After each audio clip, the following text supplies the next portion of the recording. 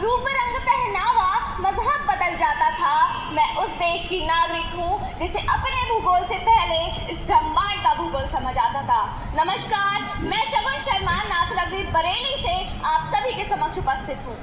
विश्व की सबसे प्राचीन सभ्यता में से एक है हमारा भारत।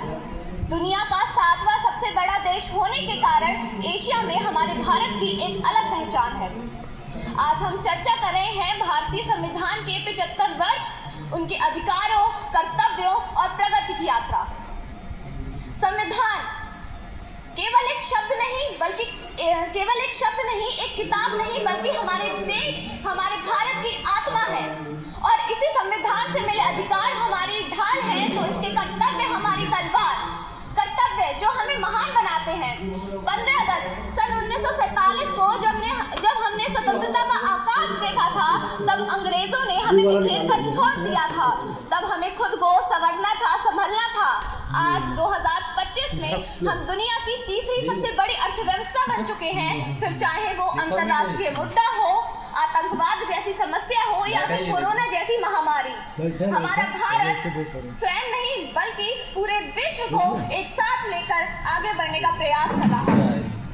भारतीय संविधान सबको समान अधिकार देता है, सिर्फ वो चाहे किसी भी जाति, किसी भी धर्म का हो।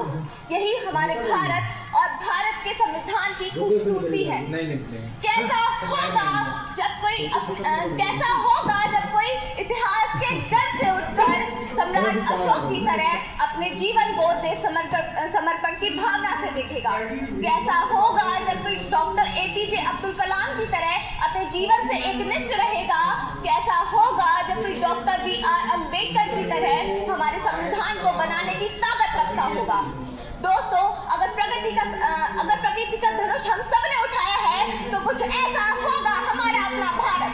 अंत में मैं अपनी वाणी को विराम देते हुए कुछ पंक्तियां कहूंगी कि लहराएगा विश्व में तिरंगा हमारा, लहराएगा विश्व में तिरंगा हमारा, कहलाएगा फिर से विश्व गुरु हिंदुस्तान हमारा।